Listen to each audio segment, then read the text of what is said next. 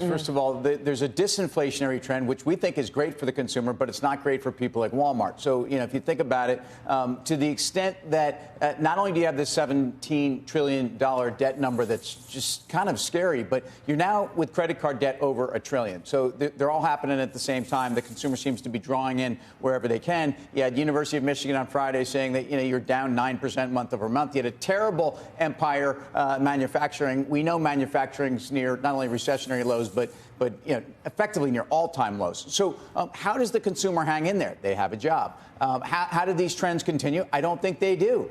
In fact, Walmart's comps are expected to be 6 to 7%. They've actually been downgraded. But a lot of these companies are really going by, they're rallying off of less is more. And I look at a Home Depot, and I think we can argue that Home Depot, their multiple is very defensive here. A guy talked about this on Friday. I would make the same argument, around 16 times, Lowe's around 13 times. These have priced in a lot of weakness, and I think a lot of weakness in the housing market. But look, we haven't even gotten into consumer credit issues. This is one of the reasons why we're going to talk about banks later on in the show. They're all wound up together. I mean, there's good news, bad news here, Guy, in terms of the consumer and reading those debt levels, right?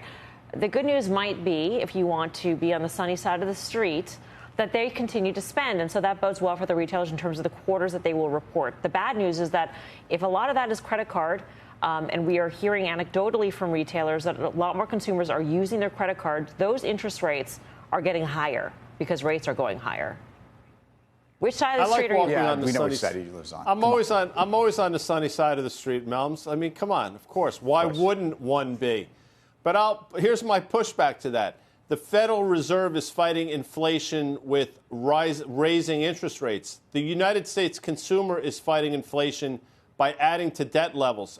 36% of U.S. adults now have more credit card debt than they have savings. In context, that's up from 21% a couple of years ago. And we're talking about staggering numbers. And forget about U.S. debt to GDP, which in June of 2008 was 65%. Now it's north of 130%, approaching $32 trillion. So you talk about debt problems? Absolutely. Does the market care? No. And we say all the time, the U.S. consumer will absolutely spend regardless until something happens that catches their attention. And quite frankly, nothing's happened to catch their attention yet. I think it's that U.S. debt to GDP number, Guy, that you pointed out that really kind of tells a bit more of the story because it's a relative number. 17 trillion clearly is scary, and I'm not going to try to downplay that, but that is a nominal figure, so it's not necessarily adjusted in real terms. So, like explaining essentially what spending power, what debt load truly is. What also is a little bit more concerning is that you're not seeing the same type of refinance or home-related type of debt levels with consumers. Those are actually servicing or allowing one to purchase an asset. You are seeing, as Melissa pointed out, some anecdotal shift into more consumer debt. And I think that is very concerning. And the last thing, the Walmart versus Target debate. I think the reason why you're seeing Walmart outperform recently is because they sell a lot more staples as percentage of their revenue versus Target, which is a bit more, I don't want to say discretionary, but, home goods and decor and clothing, things that you could argue are a bit more discretionary, even though they're lower price. So I think that is the way of the market telling you that the ability of the consumer to continue to spend, at least on a discretionary level, is reaching a stressing point.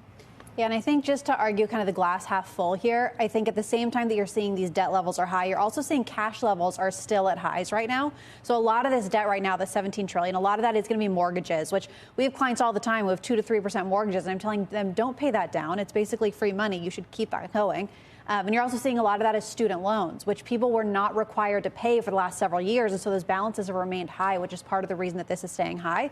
But I think a lot of that is people got very nervous during COVID. They want to keep their cash cushion. They prefer to put some on debt to preserve their cash. But starting to see more go on credit cards, I do think that trend is a little concerning. I just don't think it's at overly concerning levels at this point in time. And I think that's really what you want to take a look at.